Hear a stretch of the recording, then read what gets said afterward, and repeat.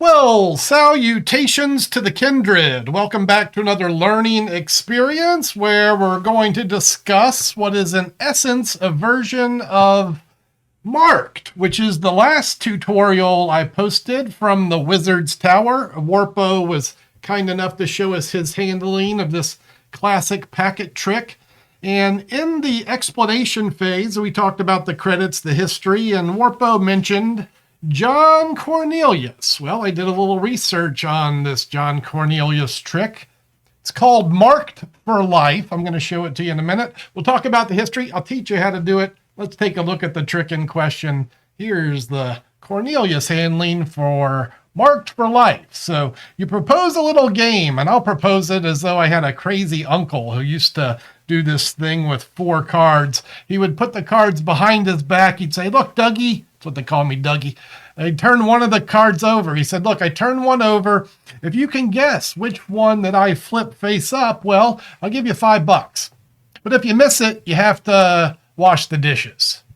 It's like, all right, I think I saw that there. I'm pretty sure I saw the 4 of puppy dog toes. And he would gladly show me I was off by 1. That is, in fact, the 3 that is face up. But hey, my uncle was crazy. He also had a bad gambling habit, and he would do these wagers with me incessantly. He'd say, "Let's try again, Doug. Let's try again. Maybe get it right this time. Hey, you get it wrong, you can just wash the dog. But if you get it right, you get $10. Which one is face up?"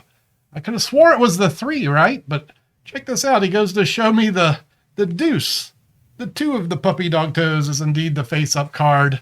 And then he would say, whoa, hold on, Doug. You're having problems guessing the face up ones. How about this? Can you just guess one of the cards that is face down?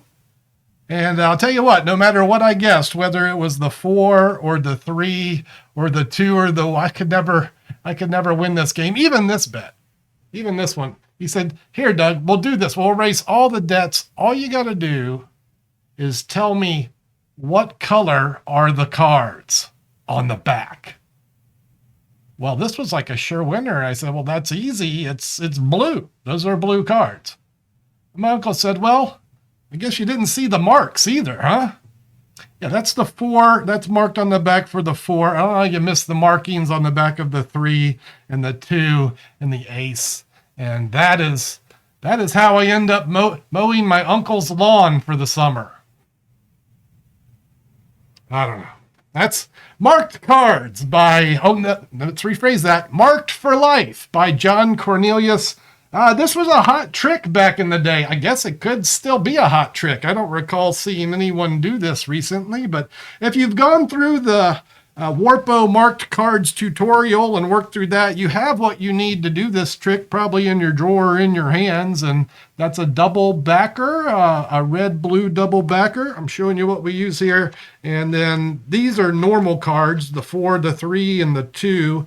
And then the ace is also normal, but it's blue to match the blue side of the double backer. So this is the requirements if you would like to do the trick. Again, double backer with the A to match this ace, which has the blue back here.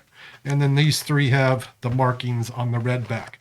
Now, before I get into the handling, the details on this, I want to mention a little bit of history in regards to this effect, because when I do decide to look into a trick, I go deep diving. And this deep dive led me to the Epilogue, which is one of my favorite magic zine compendiums. In the Epilogue, there's an issue. It's the Derek Dingle issue, part 1. And buried within this issue, right here, it's a little routine that says Twisting the Aces. And I'm quite sure that this Twisting the Aces routine, and if you look at the pictures, you'll see some of the similarities in the handling. This routine inspired not just the John Cornelius effect, but many others, including Sam Schwartz. We're going to look at the Sam Schwartz backflip. I'm going to post a public tutorial and a little more history on that, so you can go check the channel for that routine. And yeah, I think we owe a little credit to Derek Dingle for routines of this nature. And with that history out of the way, let's proceed with this quite simple handling for Marked for Life. You will need to do an Elmsley count. If you're not familiar with the Elmsley count, you're going to have to go learn it. I'm not going to clog up this tutorial with that explanation. Those are readily accessible across the internet. I've also posted an Elmsley count tutorial. I'll leave a link in the description. You can go find it there. All right, so here is our setup on Marked for Life. The 4, the 3, and the 2 are uppermost. The ace is face up. That's the blue back. And then the marked card is here. Take those out of your wallet, or even better, pull these out of a deck. And then that no one will see the blow off coming if you take these cards out of a deck of cards. Always recommended for packet tricks. And we begin by displaying the cards in play. We're going to hold these in a biddle grip or an overhand shuffle grip. So biddle grip here, and we're going to peel them into the open left hand one at a time, showing the 4, the 3, the 2. The last 2 cards are held as one, and as they're placed atop the packet, a little pinky breaks. I got a little flesh in there holding a separation. And this is to set up the notion that I'm going to play a game by turning one card over. I take the packet behind my back, and behind my back, what I do is turn the top 2 cards over. I guess you don't even have to hold a break there. I don't know why I hold a break, but yeah, you could just drop the break and behind your back, shove these 2 cards over and turn them up. No break, new method. On that note, this is not part of my normal repertoire, so kind of learning about this trick with it as I teach you about it. So I've spent a few days with it, but we're learning things together about Cornelius's Marked for Life. So you bring the packet back out. This is your situation if you want to check it. And we begin with an Elmsley count, and this is going to show the 4 face up as we introduce our plot of having to guess which cards are face up. Now, as you do the Elmsley count, note that I out-jog the 4 for about half of its length. As it's being counted, it's out-jogged. And the last card gets placed in between the card below the 4 and above the 4. So it's like in the middle. Don't flash that. It's in the middle of that situation. This is to allow for a displacement, and this is the Dingle displacement to the best of my knowledge. What's going to happen is the forefinger from beneath is going to push this flush, and then you're going to need your forefinger here to keep these bottom cards square. Using your thumb, you're going to pull the card that's face down, the other blue card, from below. As this gets pushed flush, this is our displacement. That card goes to the top.